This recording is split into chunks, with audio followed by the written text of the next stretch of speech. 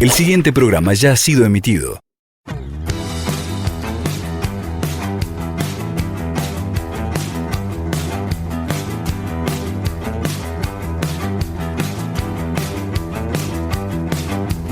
Hoy no estoy solo, mi corazón es de los que todavía buscan en el viento alguna solución.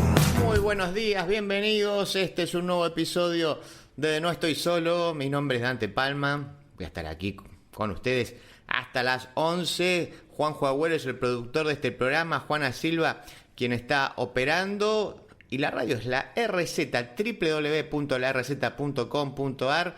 En internet también la pueden bajar a sus teléfonos gracias a la aplicación de la radio.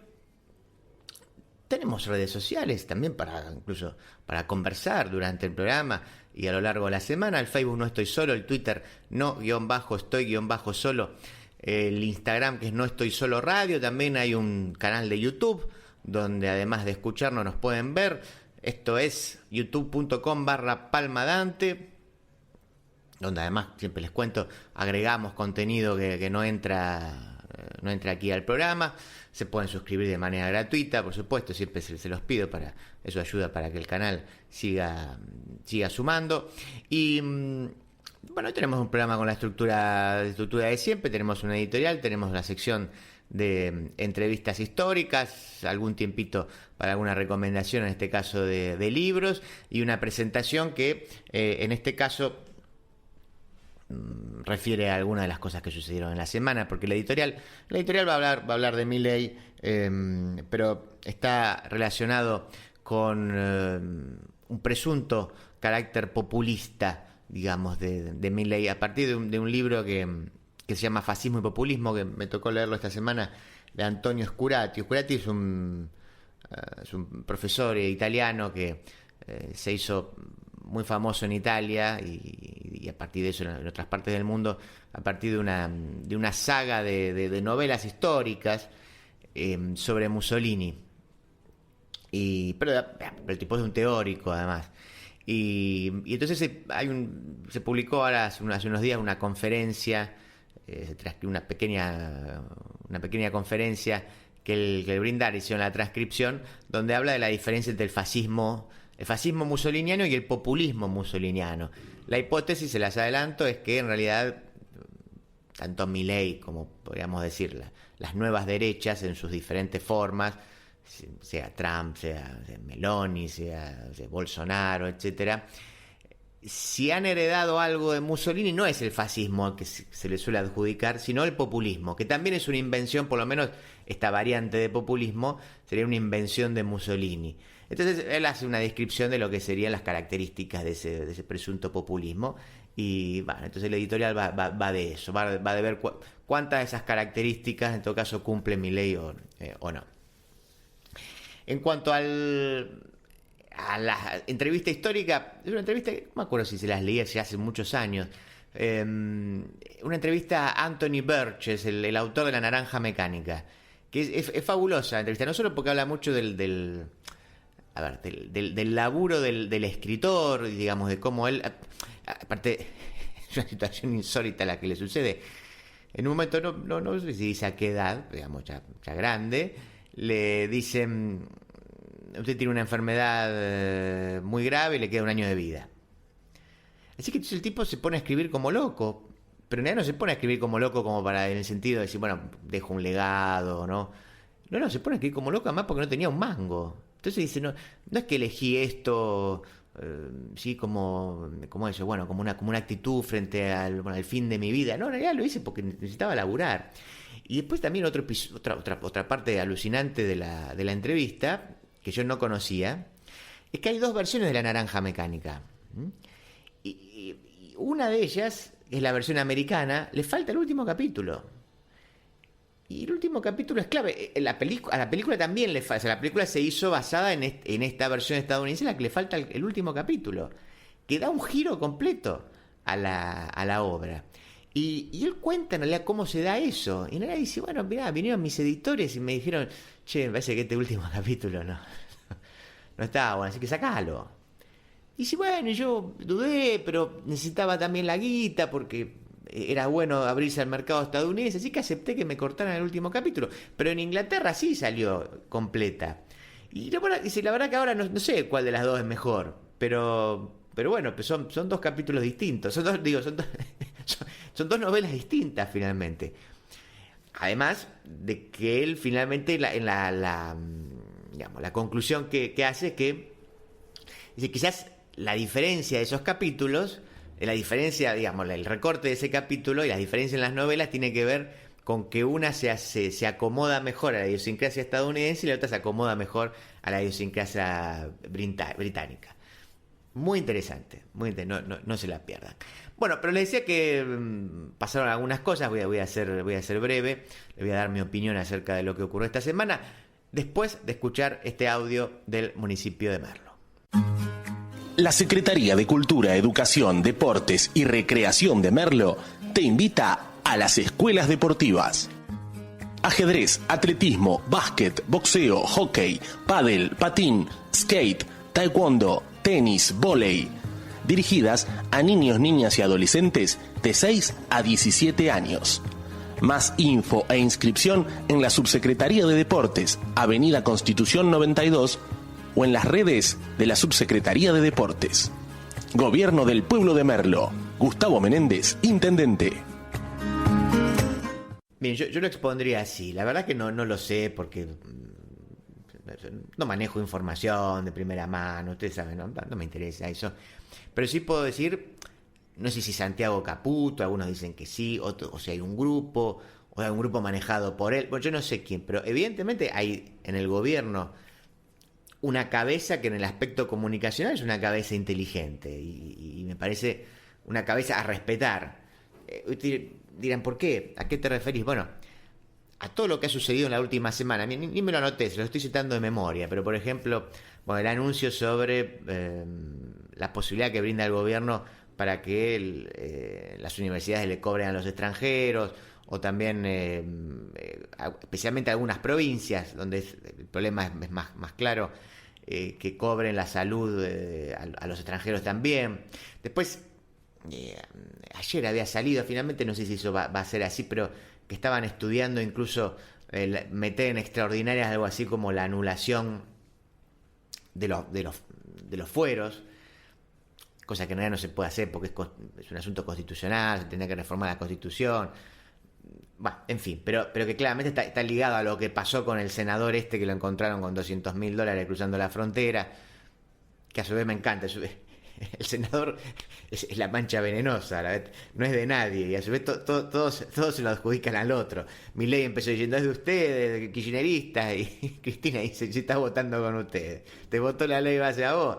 Bueno, en fin, ahora escuché que algunos periodistas vinculan ese dinero como una dádiva de una empresa, o sea que no tendría que ver directamente con una guita, vamos a decirlo así, que le habría dado el gobierno para que se diera vuelta. Bueno, en fin, eso vino de periodistas de La Nación, que también tiene un interés en que no quede pegado el gobierno. Bueno, en fin, veamos cómo avanza este asunto. Pero por supuesto es un tiro por elevación a Cristina, ¿no? En la suposición de que Cristina se va a presentar, de que finalmente la Corte no va a fallar o se va a extender, entonces se va a poder presentar y, bueno, sin fueros la situación sería distinta, o por lo menos pondría al peronismo especialmente en una situación de sentirse a la defensiva. Así que, digo, en todos estos anuncios que les estoy diciendo hay mucho de venta de humo, podríamos decir. ¿En qué sentido? Digo, en este último caso porque tendría que reformarse la Constitución, o sea que eso no puede prosperar. Pero y también la cuestión de los extranjeros, porque naturalmente el gobierno utiliza, por ejemplo, aparentemente, después escuché una información oficial que desmentía, pero creo que Adorni dice algo así como que hay facultades donde hasta hay un tercio de los estudiantes extranjeros. Habla de medicina, escuché que no era un tercio, sino era casi un cuarto. Igual para el caso es lo mismo. Eso obviamente no sucede en todas las facultades. Claramente después creo que el número promedio no llega al 5% de los extranjeros. Me parece que habría que hacer una diferenciación entre el caso de de exigir a los extranjeros que estudien que paguen un extra y exigir a los extranjeros que vienen a atenderse que paguen un extra. Porque también hay una cuestión a su vez ahí que habría que hacer una reforma, porque ustedes saben, en realidad los que vienen a estudiar tienen residencia, porque se habla de los extranjeros no residentes, y si no tienen la residencia no pueden estudiar.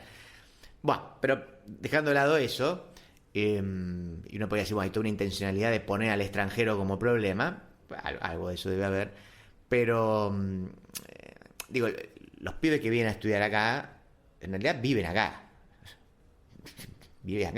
3, 5, el tiempo de la cantidad de años que le toque hacer la carrera. Entonces, en ese sentido uno podría decir, bueno, mirá, están viviendo acá, pagan sus impuestos, etcétera, a su vez digo, son residentes.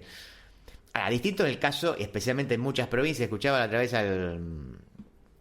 creo que era el ministro de Salud de Salta, y que él contaba, por ejemplo, cuando fue el brote de dengue, el último brote de dengue, no sé, en Orán, no sé dónde menciona cuál de los hospitales, dice, y nosotros no podíamos internar a los argentinos porque estaba lleno de bolivianos, que se venían a atender a Argentina porque la atención es mejor.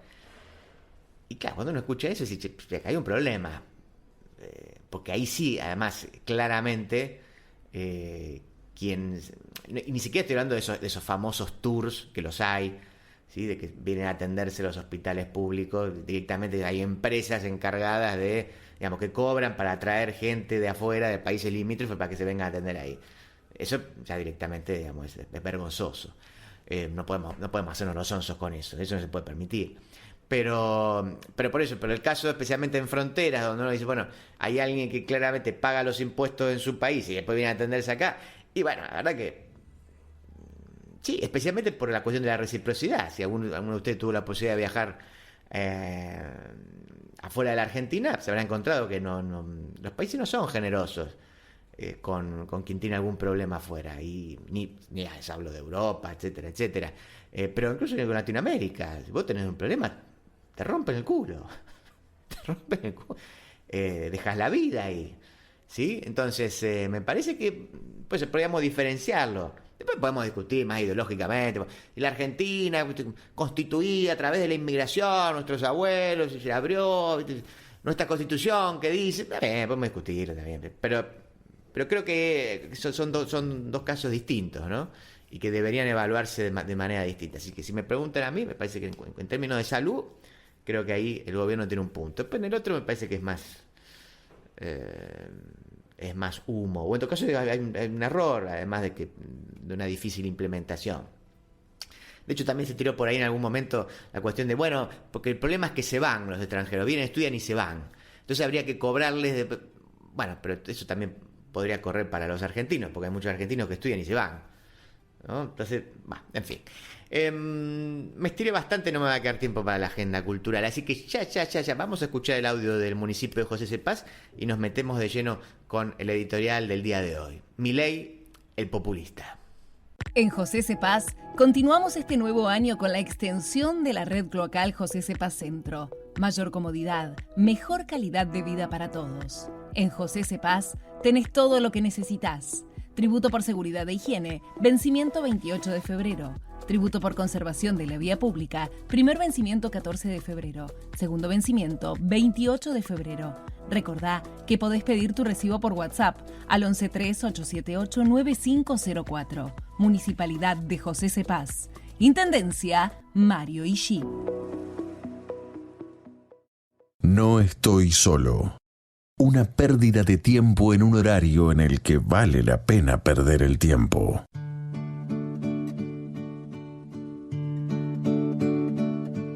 Milei, el populista. En este espacio hemos catalogado a Javier Milei como un anarcocapitalista en lo económico, un conservador en lo moral y un populista en lo político-comunicacional. De las tres definiciones, quizá la más controvertida sea la última, ¿no? La del Milei populista, creo yo, por al menos dos razones. La primera es que el propio Milei no la aceptaría, a pesar de que probablemente sí aceptaría las primeras dos, o sea, su anarcocapitalismo y su conservadurismo en lo moral. Y la segunda cuestión es que la definición de populismo es lo suficientemente vaga como para incluir allí tradiciones, movimientos y referentes que son diversos y bastante diferentes entre sí, digamos.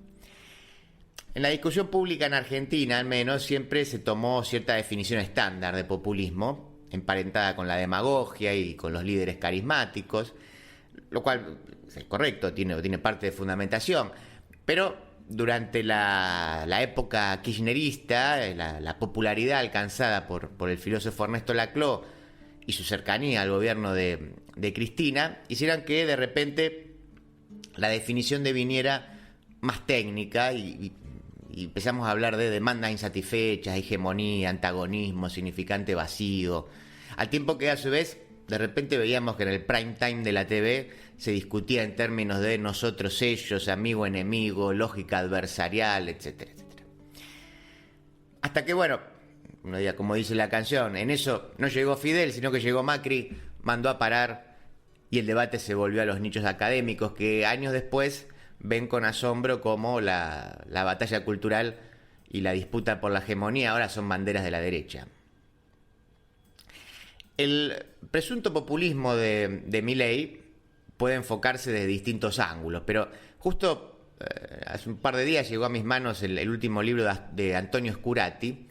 En realidad es una transcripción de una conferencia que él diera en 2022, justo algunos días después de que Meloni hubiera ganado. Scurati es italiano, como ustedes se imaginan, es profesor de literatura contemporánea de la ULM en Milán. Es autor de varios ensayos, pero saltó a la fama por una serie de novelas históricas muy bien documentadas que se conocen como la saga de M, ¿no? M por Mussolini. Las novelas fueron un éxito bárbaro en Italia y bueno, rápidamente fueron traducidas a distintos idiomas, lo cual hizo que Scurati deviniese una suerte de bestseller, un superventas y una referencia al momento de hablar de fascismo. Scurati, sin duda, y lo dice en el propio libro, digamos, un hombre que añora la formación antifascista de la generación de sus abuelos y que ve con preocupación el ascenso de las derechas. Sin embargo, no cae en la tentación de llamar fascismo a todo aquello que no huela a progresismo, como lamentablemente observamos con frecuencia últimamente. Y lo hace aclarando lo obvio. Así que, a diferencia del fascismo de Mussolini, ni Trump, ni Bolsonaro, ni Meloni, ni Milei, etcétera, etcétera, han utilizado la violencia para eliminar a sus adversarios políticos. Y la violencia es justamente la marca identitaria del fascismo. Así que, si vamos a llamar fascismo a esto nuevo, ahí habría que hacer por lo menos algunas aclaraciones, porque no hubo violencia. Asimismo, y como complemento de esto, en realidad todos los mencionados llegaron al gobierno a través de elecciones libres, administraron dentro de los límites flexibles de los principios republicanos, con tensiones, pero dentro de los límites, y podrán fustigar a sus parlamentos, ¿no?, con discursos incendiarios, etcétera, o hasta con insultos, críticas, todo lo que ustedes imaginan, pero no han cerrado ningún congreso ni han eliminado la división de poderes. Sin embargo, aunque no hayan heredado esa esencia de la violencia política, y esta es la tesis de Scurati, es que, digamos, las nuevas variantes de la derecha mundial sí han recibido, dice él, de manera difusa, quizás indirecta o hasta inconsciente, la otra invención de Mussolini. Porque, efectivamente, el Duce no solo fue el creador del fascismo, sino que también, según Scurati, claro, fue el creador del populismo, lo que él llama un populismo soberanista. Esto es, una nueva forma de comunicar y una nueva forma de liderar. Se los digo de otra manera. Las nuevas derechas no descienden del Mussolini fascista, sino del Mussolini populista. Para examinar si esta categorización puede aplicarse a Milei, cabe evaluar, en todo caso, sus acciones, su casi primer año de gobierno, con lo que para Scurati son algo así como él dice reglas, yo llamaría quizás características, o 7 reglas o características del populismo. La primera es el personalismo y la identificación con el pueblo frente a un otro. Scurati indica que esta identificación hizo que Mussolini pudiera afirmar que quien no estaba junto a él no pertenecía al pueblo y por lo tanto era el enemigo. Es un clásico, ¿no? Es un clásico de cualquier populismo desde hace siglos.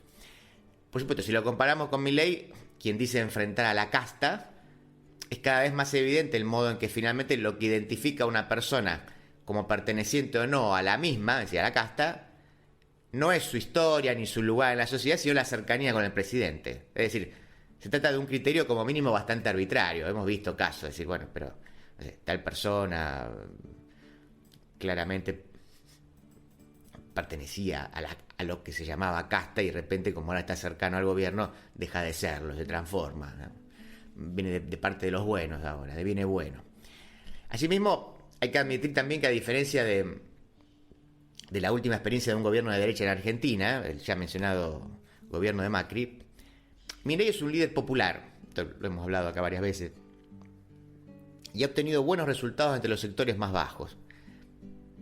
Será por carismas, por características de personalidad, o sea, por la magia de la televisión, por provenir de una clase media o medio alta, pero lo cierto es que Milei ha conectado con los rotos, incluso podríamos decir, ha conectado con los sectores lumpen que tradicionalmente votaban peronismo.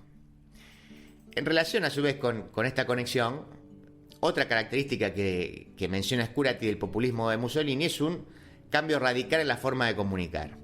Algo que el líder italiano realizó desde su periódico. Bueno, que él tenía un periódico, era periodista. Mussolini escribía siempre en primera persona, frases cortas, sintácticamente bastante elementales y fácilmente extrapolables a contextos diversos sin demasiada preocupación por si éstas reflejan o no la realidad. Para ser buenos con Milei, hay que decir que en todo caso, si de pretender describir la realidad hablamos, la izquierda adoradora del constructivismo lingüístico tampoco está muy apegada a ella, digamos, ¿no? Entonces, bueno, pero en fin, pero si volvemos a Milei, en ese cambio estilístico de Mussolini, Scurati observa un antecedente de los tweets. Dice, bueno, finalmente Mussolini se adelantó casi 100 años al modo en que tuiteamos. Y bueno, y esos tweets naturalmente son los que utiliza mucho Milei, especialmente en esas noches frenéticas de retweet y de respuestas y de memes y cosas.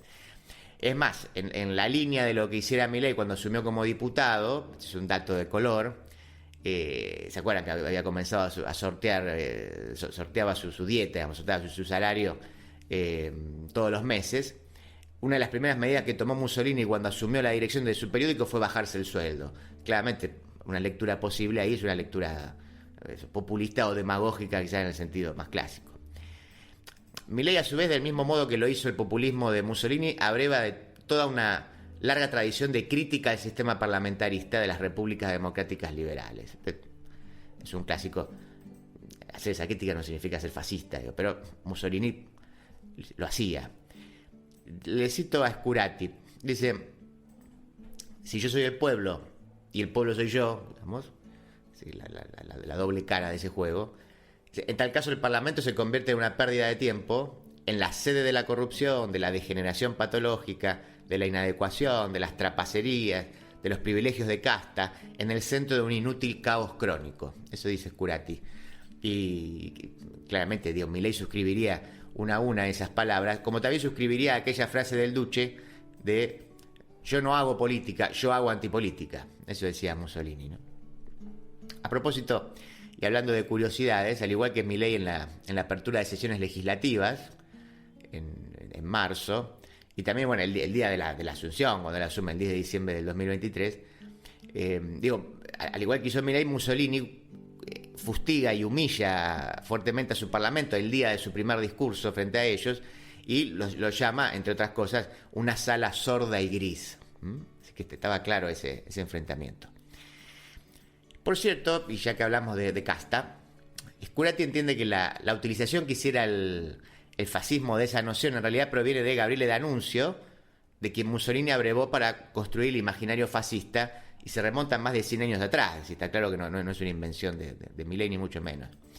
Donde sí aparece alguna diferencia con Milei es en la tercera característica que menciona Scurati, al menos en relación al Mussolini más joven. Es que para nuestro autor, el Duce plantea un nuevo tipo de liderazgo, que no guía desde el frente, sino guía acompañando a la multitud. O sea, no es una vanguardia. O sea, Mussolini se autodefinía en este sentido como el hombre del después. O sea, no es el que está antes, es el que está después. El que llega a los acontecimientos políticos O sea, una vez que estos ya han sucedido. Y esto después va a cambiar con el Mussolini en los años 30 y 40, cuando ya es capaz de exponer una concepción filosófica del hombre, del Estado y un programa articulado. Pero en sus orígenes, Mussolini consideraba que el líder, no, lo cito ahora, no tiene ni debe tener ideas propias, carece de convicciones, estoy citando a Scurati, ¿no? Carece de convicciones irrenunciables, no guarda fidelidad, no guarda lealtad, carece de estrategias a largo plazo, no guía a las masas hacia una meta lejana y elevada que él atisba pero las masas no ven. Muy al contrario, ese líder solo conoce tácticas y ninguna estrategia, solo oportunidades y ninguna convicción, solo praxis y ninguna teoría. Ahí termino la cita. Milei ha dado muestras de pragmatismo, pero su liderazgo es mesiánico, con referencias al Antiguo Testamento, y muchos de sus seguidores hasta lo fundamentan en razones esotéricas y en presagios de presuntos adivinos. Pero además su plan estuvo claro desde el principio, y en todo caso la crítica que se le suele hacer es la inversa. Esto es, que lejos de estar vacío y sin estrategia, el gobierno de Milei está, en todo caso, sobreideologizado, a punto tal que buena parte de sus errores podrían hallar en esta característica una explicación, en su sobreideologización. Así que ahí esa definición que da Scurati no cuadra tanto con Milei. Scurati a su vez también refiere que en el fascismo original se instauró una política del miedo que rápidamente devino en un sentimiento mucho más activo, como es el odio. Esto encajaría con las críticas que recibe Milei, y tanto Milei como las derechas actuales, en general cuando se las acusa de fomentar las divisiones de la sociedad, etc.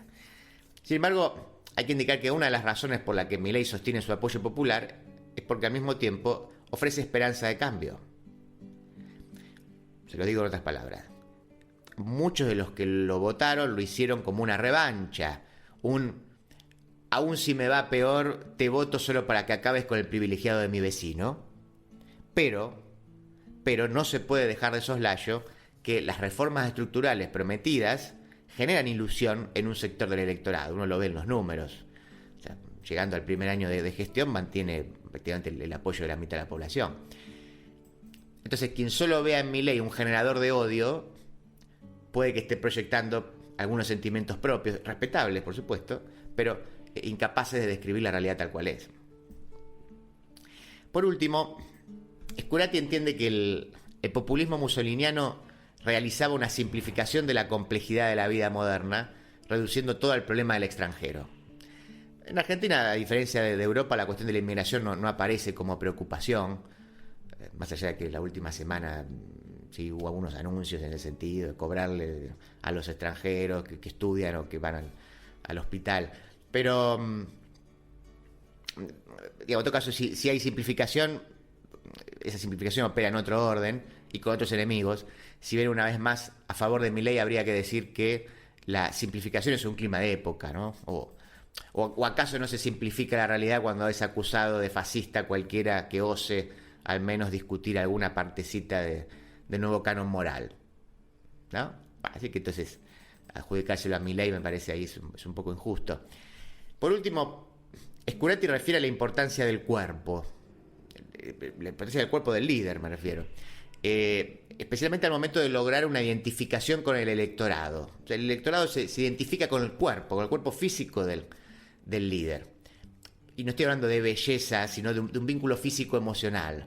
O sea, Mussolini, por ejemplo, en el campo levantando el trigo, nadando como un atleta, ¿no? Habrán visto algunas fotos de esas. O bueno, hablando de fotos, las de Putin como un super macho, y hasta también alguna vez habrán compartido seguro que es un montaje, ¿no? Pero Putin con el torso desnudo domando un oso, ¿no?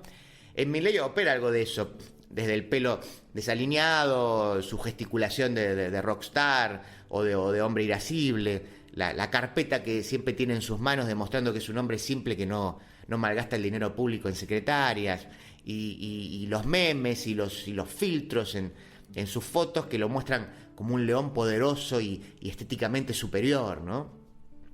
Eso está ahí.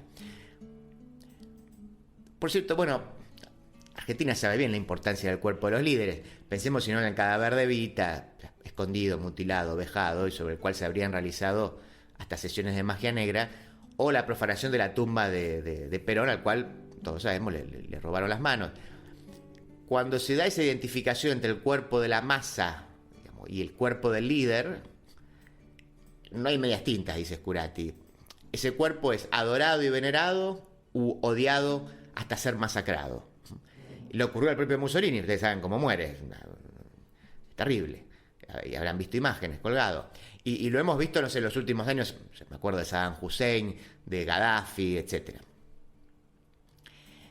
Como indicábamos al principio, entonces, hay muchas maneras de identificar el populismo, y la referencia a las categorías expuestas por Scurati es solo una de ellas, podría haber tomado otra, por supuesto. Con todo, digo, las hemos traído a colación porque distinguir el fascismo del populismo, para mostrar que en todo caso es el último, o sea, es el populismo y no el primero, es decir, es el populismo y no el fascismo, el legado mussoliniano que ha llegado de manera más o menos difusa e indirecta a referentes de las nuevas derechas como Milei, puede ser un buen aporte para la discusión, me parece a mí. La distinción es importante. En todo caso discutimos si nos gusta, si no nos gusta. Pero esto, digo, creo que esta distinción permitirá criticar lo que haya que criticar, y también servirá para aceptar al mismo tiempo que estas expresiones, al menos hasta ahora, han sabido ganar un espacio legítimo gracias al voto popular y dentro de las reglas democráticas. De la tierra del buen vino nace Finca El Recuerdo, una propuesta elegante, semidulce y amable, con la identidad del Malbec argentino. Finca El Recuerdo, desde Mendoza, dándole identidad a tu mesa. Granja Las Delicias de Marta. Pollos, patos, conejos, pavitas, pollos grandes criados a maíz, todos realmente de granja. Encontranos en Rivadavia 8351, puesto 85, Mercado Vélez Arfield. Pedidos al 4671-7079. Ahora también aceptamos tarjetas de crédito. Mientras líderes, intelectuales y artistas transformaban el mundo, alguien les preguntó ¿por qué lo hacían? En No Estoy Solo presentamos grandes entrevistas. Gandhi, Marx, Kennedy, Dalí y muchos más, dialogando con un periodista para que nosotros podamos dialogar con la historia. Encontré esta entrevista a Anthony Burgess, el autor de La Naranja Mecánica, entre otras, pero bueno, seguramente conocido por ustedes a partir de esa novela y de la versión de la película. Es una entrevista que le realizó John Cullinan en 1973, y es muy interesante. Tiene unos detalles que seguro que ustedes no conocen. Es larga, fue publicada en The Paris Review, así que yo estoy haciendo un recorte, eso sí. Lamentablemente dudo de que esté disponible en internet, de modo tal que, bueno, si la quieren encontrar entera, tendrían que buscar la publicación original o la nueva edición de Paris Review, que es una compilación de las entrevistas que ha salido en 2 tomos, no me acuerdo si salió hace unos 2-3 años. Arranco por esta parte. ¿Se imagina a un lector ideal de sus libros?, le dice el periodista. El lector ideal de mis novelas es un católico, ex practicante y músico fracasado. Miope también, daltónico y con ciertos gustos musicales, que ha leído los mismos libros que he leído yo. También debería tener aproximadamente mi edad. ¿Qué lector tan especial?, le dice el periodista. Dice, entonces, ¿está escribiendo usted para un público limitado y muy culto? ¿A dónde habría llegado Shakespeare?, le dice Burgess, si solo hubiera tenido en mente a un público especializado. Lo que hizo fue intentar apelar a personas de todos los niveles, dando algo a los intelectuales más encopetados, los que habían leído a Montaigne, y mucho más a quienes solo podían apreciar el sexo y la sangre. Me gusta concebir tramas que puedan interesar a un público medianamente amplio. Pero fíjese, por ejemplo, en La Tierra Baldía de Eliot, es un texto muy erudito que seguramente, gracias a sus elementos más populares y a su atractivo retórico básico, apela también a una serie de lectores que al principio no lo entienden, pero se empeñan en entenderlo. Creo que todo autor aspira a crear, ¿no?, entre comillas, a su público, pero es un público a imagen suya y su audiencia primordial es un espejo. ¿Le importa lo que piensen los críticos? Me enfada la estupidez de los críticos que se niegan obstinadamente a ver de qué tratan realmente mis libros. Soy consciente de la malevolencia, sobre todo en Inglaterra. Una mala reseña escrita por un hombre al que admiro me hace un daño terrible. ¿Se cambiaría usted el plan de un libro o de cualquier proyecto literario por los comentarios de un crítico? Fíjese que es muy interesante esta relación que él plantea con el crítico, especialmente a partir de lo que fue justamente La Naranja Mecánica. Si ustedes no sabían, hay como dos versiones, hay dos versiones de La Naranja Mecánica, una a la que le falta un capítulo. Y esto tiene que ver con los críticos y con lo que es la idiosincrasia o las diferencias idiosincrásicas entre Estados Unidos y Gran Bretaña. Ahora viene a contar eso. Dice, creo que con la excepción de todo el capítulo final de La Naranja Mecánica, dice Burchés, nunca me han pedido que haga ningún cambio en mi obra. Desde mi punto de vista, el autor es el que más sabe sobre lo que está escribiendo en términos de estructura, intención y demás. El crítico tiene la tarea de explicar niveles profundos del texto que se le escapan al autor. En cuanto a señalar en qué se está equivocando un autor, técnicamente, en cuestiones de gusto y demás, el crítico casi nunca dice nada que el autor no sepa. Le preguntan, ¿ha mencionado usted la posibilidad de trabajar con Stanley Kubrick en una versión cinematográfica de la vida de Napoleón? Siendo así, ¿puede usted mantenerse completamente independiente al concebir la novela que está escribiendo ahora mismo sobre Napoleón? Dice Burgess, el proyecto de Napoleón que empezó con Kubrick ya ha ido más allá de Kubrick. Descubrí que me interesaba el tema de una forma que no apuntaba a una adaptación cinematográfica y ahora estoy trabajando en algo que Kubrick no podrá usar. Es una pena por la cuestión del dinero, pero por lo demás me alegro de sentirme libre y sin nadie que me mire por encima del hombro. A ver, salteo un poquito. Teniendo en cuenta el tiempo que Proust le dedicó a su novela y el que Mann le dedicó a José y sus hermanos, ¿piensa usted que 7 años es mucho para una obra tan magnífica como Ulises? ¿Qué pasa entonces con los 17 años que invirtió en escribir Finnegan's Wake? ¿No? Se refiere a la otra obra de Joyce. Dice Burgess, bueno, en realidad el tiempo que uno dedica a escribir un libro quizás no afecta al lector. Madame Bovary, un libro breve en comparación, seguramente tardó más en escribirse que la serie entera de José. La cuestión es si el escritor puede seguir siendo la misma persona, con las mismas metas y la misma estrategia técnica durante un periodo largo de tiempo. Ulises, por el hecho de ser una obra innovadora, tendió a volverse cada vez más innovadora a medida que se escribía, y eso provocó una especie de falta de unidad en la novela. En Finnegan's Wake, aunque tardara mucho más en escribirse, encontró su técnica esencial muy pronto. Después de perder el conocimiento en una clase en Brunei y de que los médicos le diagnosticaran un tumor cerebral, ¿por qué decidió usted escribir durante ese último año de vida en vez de viajar, por ejemplo? ¿Sufría usted algún tipo de invalidez que lo mantenía confinado? Pues es un detalle insólito. Le diagnostican, le dice que se va a morir en un año. Entonces, bueno, el periodista le dice, evidentemente eso no sucedió, digamos, no se murió al año, duró mucho más. Pero, ¿por qué no actuó de otra manera? Burgess dice, no sufría ninguna invalidez, estaba muy activo y en buena forma, lo cual me llevó a cuestionar la verdad del diagnóstico. Dice, pero para viajar por el mundo hace falta dinero y no lo tenía. Solo en la ficción tienen unos cuantos ahorros los hombres que están viviendo su último año de vida. Lo cierto es que mi mujer y yo necesitábamos comer y el único trabajo que yo podía hacer, ¿quién me iba a dar trabajo?, era escribir. Escribí mucho porque me pagaban poco, no porque tuviera un gran deseo de dejar mi impronta por la posteridad.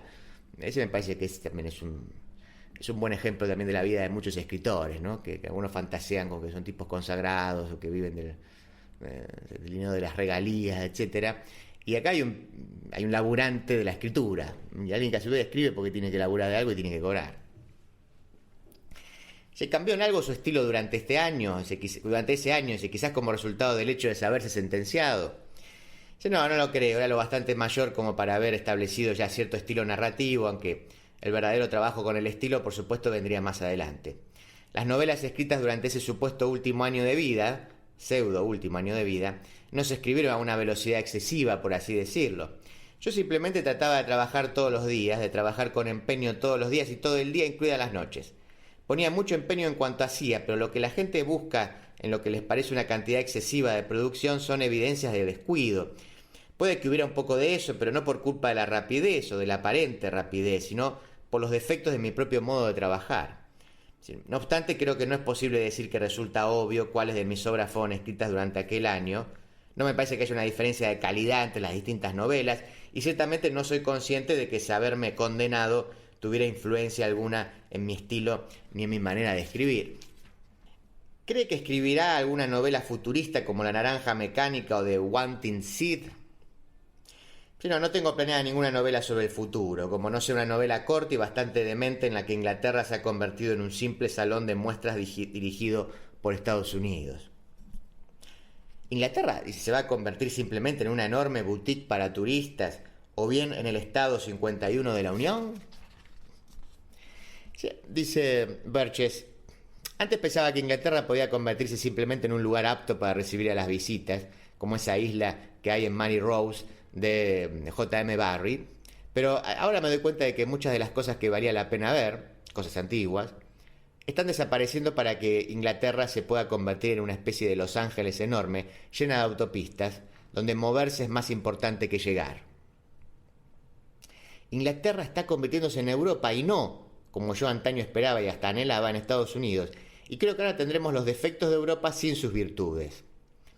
El sistema decimal de monedas es una monstruosidad y pronto habrá cervezas en litros, como en 1984, como la novela, y no existirán ni el vino barato ni el tabaco de liar extra. Será una absorción en cualquier caso porque Inglaterra tiene que absorber o ser absorbida. Napoleón ha ganado. ¿Ha mencionado usted el hecho de que La Naranja Mecánica tiene un capítulo final en la edición británica que no figura en la estadounidense? ¿Eso le molesta? Sí, dice Berche, claro. Lamento que haya dos versiones distintas del mismo libro. A la edición estadounidense le falta un capítulo. Y eso se carga toda la aritmología. Además, en la edición estadounidense falta una visión implícita de la violencia juvenil como algo por lo que hay que pasar y que desaparece con la edad. Y eso reduce el libro a una simple parábola, mientras que la intención era que fuese una novela. Impresionante, le cortaron un capítulo. Y por entonces el periodista le dice, ¿qué pasa en ese capítulo 21? Que era el último. En el capítulo 21, dice, Alex se hace mayor y se da cuenta de que la ultraviolencia es un poco aburrida y que es hora de buscarse una esposa y tener un renacuajo mocosillo que le diga agugú papá papá. Se suponía que tenía que ser una conclusión madura, pero en Estados Unidos la idea no le gustó a nadie. Dice, y Stanley Kubrick se planteó filmar la versión de Heinemann. Kubrick descubrió la existencia de ese capítulo final cuando ya tenía media película hecha, y entonces ya era demasiado tarde para cambiar los planes. En cualquier caso, a él, que también es estadounidense, ese capítulo le pareció insulso. Hoy en día ya no sé qué pensar, a fin de cuentas, hace 12 años que escribí la novela. Insisto, estamos en 1973. Sí, ¿no intentó usted que la publicaran aquí entera? Sí, bueno, el libro en sí me generaba muchas dudas. Cuando lo escribí, mi agente no lo quiso mandar a ninguna editorial, algo muy infrecuente, y los editores de Inglaterra no lo veían nada claro. Así pues, cuando el editor estadounidense planteó su objeción al último capítulo, no tuve la sensación de estar precisamente en una posición de fuerza, y además tenía mis dudas acerca del libro, estaba demasiado pegado para juzgarlo, de modo que pensé que quizás tuvieran razón los editores. Los autores nos sentimos muy inseguros acerca del valor del libro que hemos escrito, sobre todo poco después de terminarlo, y tal vez me rendí con demasiada facilidad, pero mi preocupación era en parte financiera. Quería que se publicara en Estados Unidos porque necesitaba ganar dinero con la publicación, de manera que acepté. No sé si haría lo mismo ahora, pero me han convencido tantos críticos de que es mejor la versión estadounidense del libro que he terminado resignándome. Dice, bueno, muy bien, ellos sabrán. ¿Sería posible que alguna editorial, le preguntan, alguna editorial estadounidense, se publicara una edición limitada en tapa dura que incluyera el capítulo excluido como una especie de apéndice? Sí, supongo que sí, dice Burgess. La mejor manera de hacerlo sería sacar una edición anotada del libro con ese capítulo final, una idea a la que mis editores se resisten por alguna razón, no sé cuál.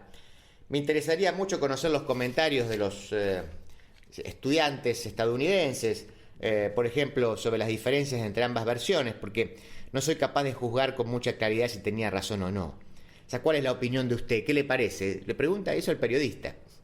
El periodista le dice, mira, a mí el último capítulo me resulta problemático porque cambia completamente el marco de la obra y tiene algo de anticlímax después de un final satisfactorio como la resurrección del antiguo Alex en el capítulo 20. Y Birches le dice, sí. Dice, aún así debería mantenerse porque el hecho de inscribir la obra en un nuevo marco altera su sentido, le dice el periodista.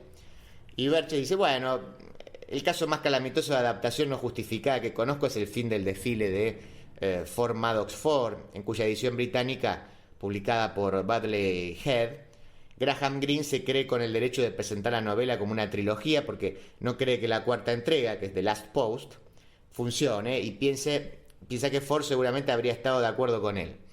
Por consiguiente, se toma la libertad de eliminar el último libro. Creo que Greene se equivoca, que da igual lo que dijera Ford. La obra es una tetralogía y si le quitas el último libro lo estás mutilando todo. No hay que confiar en el juicio de un autor para esta clase de cosas. Muy a menudo los autores se muestran indiferentes respecto a sus libros, están tan hartos de ellos que no quieren realizar ningún juicio serio sobre los mismos. El problema viene, fíjese usted, cuando lees Un puñado de polvo de Evelyn Waugh, porque ese final espantoso en el que Tony Lass lee interminablemente Dickens a su mestizo en la selva, había aparecido antes como relato, y el hecho de conocer el relato hace que adoptes una actitud extraña hacia el libro. Te hace sospechar que hay una amalgama deliberada donde esa figura gigante que aparece al final no ha brotado del libro mismo, sino que ha sido tomada de forma arbitraria de una obra distinta. Quizás sería preferible no saber esas cosas, pero no es posible evitarlo. Las dos versiones que existen del Camino de la Carne de Samuel Butler plantean un problema. ¿Qué versión nos gusta más? ¿Cuál es la correcta? Es mejor conocer solo una versión, no llegar a saber nunca lo que pasa en la otra, ya me entiende. Y entonces el periodista le dice acá para finalizar ya, y ese no es un argumento en contra de publicar una versión completa de La Naranja Mecánica, ya que todo el mundo tiene grabada en la mente la versión de 20 capítulos. No lo sé, dice Birches. Los dos son relevantes. Creo que en cierto sentido expresan la diferencia entre la visión británica de la vida y la visión estadounidense. Es genial, esa respuesta es genial. Tal vez haya algo que decir sobre esa diferencia profunda entre ambas versiones, pero la verdad es que no lo sé. No puedo juzgarlo. Ahí corto entonces esta entrevista. Y esto es mucho más larga, es una edición que he hecho, es una entrevista a Anthony Birches, publicada en 1973 en The Paris Review. Lo de Lalo, asador criollo, carne de gran calidad, en un espacio cálido y acogedor. Reservas al 4701-5993, www.lodelalo.com.ar, Avenida Congreso 2011, esquina O'Higgins. Toma yerba mate Titraijú, la yerba generosa, elaborada en barbacoa, 100% natural, libre de agrotóxicos y apta para celíacos. Además, tomando yerba mate Titraijú, ayudas a las familias yerbateras de Oberá, aportando al logro de la soberanía alimentaria. Hace tu pedido a los teléfonos 15 64 51 68 69 y 011 2007 86 88. En Berazategui viví el deporte y la recreación durante todo el año, con muchas y variadas propuestas deportivas municipales para toda la familia. Conoce más en berazategui.gov.ar/deportes y recreación. Berazategui, corazón de zona sur. Berazategui Municipalidad. No estoy solo. Un soplo de aire fresco, generando un estornudo.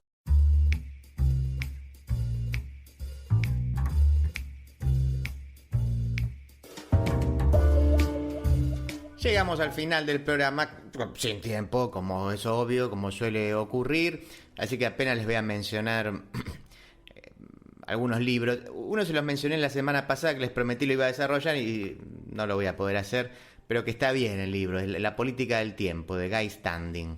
Es alguien que defiende la idea de una renta básica universal y que propone una especie de retorno a ciertas virtudes republicanas, ¿no? Como una forma de salvar a las democracias liberales, y lo hace estableciendo unas ciertas distinciones que son muy interesantes. Por ejemplo, distinguir entre lo que es lo que sería laborar y lo que sería trabajar, ¿no? El laboro como laborar, como trabajar para alguien, y el trabajar, que sería como el trabajo independiente, y a su vez el trabajo que uno realiza, por ejemplo, en su casa, pero también como ciudadano, así como ciudadano que se ocupa de los asuntos públicos. Y lo que muestra que a lo largo de la historia esa distinción se fue desapareciendo, y lo único que ha quedado es el laborar para otro, en la medida a su vez que nos retraemos hacia nuestras casas y dejamos y abandonamos también esa participación pública. Y la otra cuestión es la diferencia entre ocio y entretenimiento. Esta idea de que hoy asociamos el tiempo de ocio, es el tiempo que descansamos para estar mejor, para volver a trabajar, y a su vez es un descanso que está orientado estrictamente al consumo, ¿no? A poder gastar ese sueldo que nos dio el patrón, ¿sí? para matar ese tiempo. Y él dice, no, justamente el ocio en los griegos tenía que ver con un espacio, en un momento formativo, por supuesto también de entretenimiento, pero un espacio formativo en el sentido de, por ejemplo, ir al teatro, o participar de debates en la plaza, en la arena pública, etcétera, etcétera, en el ágora. Eso era el ocio, no era quedarse rascándose la panza mirando para arriba o comprando cosas online. Guy Standing, la política del tiempo. Hablando de amigos, tengo amigos que me dejan audios para hacerme invitaciones, ustedes saben. Bueno, a ver, escuchemos qué tenemos para el día de hoy. Hola Dante y oyentes de No Estoy Solo. Soy Verónica Costa, cantante de tango y actriz. Y quería invitarlos al nuevo show que estaremos presentando junto con Andrés Lineski en piano, arreglos y dirección. Tangos antes del fin. Antes del fin, un recorrido por algunos de los tantos paisajes que nos brinda el tango, que son tan nuestros, tan de todos los días, que están a la vuelta de la esquina, agazapados, esperando sorprendernos. Los invitamos a acompañarnos por los arrabales de barro, lunas y misterios en los que vive el tango. La cita es en Astatrilce, el viernes 13 de diciembre a las 23 horas. Las entradas están disponibles por Alternativa Teatral. Los esperamos. Bueno, y el otro libro que leí es el que les mencioné en el editorial, así que ya no tiene sentido que les cuente, que se los desarrolle para que ya lo escucharon. Antonio Scurati, Fascismo y Populismo. Un librito chiquitito, de tener 70, 80 páginas, que es les decía, es la transcripción de una conferencia que él dio en 2022. Quizás les puede interesar alguna de las novelas. Recuerden, es la saga M, son distintas novelas sobre Mussolini. La verdad que yo no las leí, y no sé si están en Argentina, si se consiguen fácil, pero bueno, eso les puede interesar. Escuchemos juntos el audio del municipio de Berazategui. En Berazategui viví el deporte y la recreación durante todo el año, con muchas y variadas propuestas deportivas municipales para toda la familia. Conoce más en berazategui.gov.ar/deportes y recreación. Berazategui, corazón de zona sur. Berazategui Municipalidad.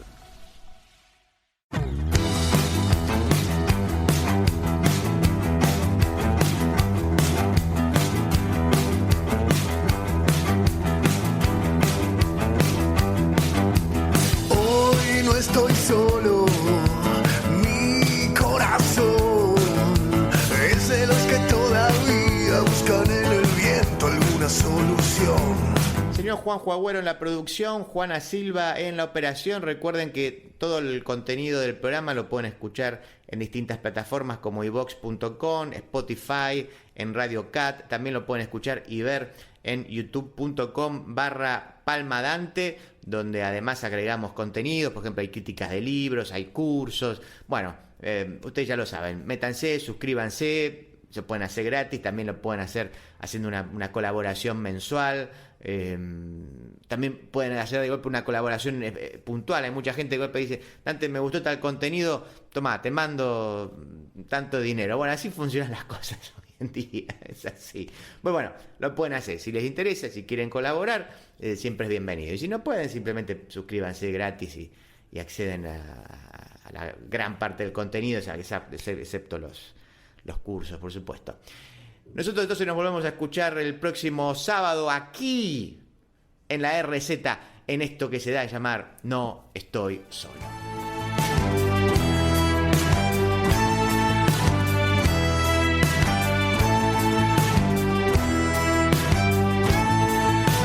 Cuando me llegue la hora de dormir en un cajón, alguien golpeará mi puerta, mi alma no está muerta mientras haya rock. Rock de los que estamos solos, rock de la resurrección, rock de los que todavía buscan en el viento alguna solución. Rock de la calle y de la suerte, libérate solo por hoy. Sé dónde voy, pero estoy lejos. Rock del futuro, sálvame hoy. Rock de la calle y de la suerte,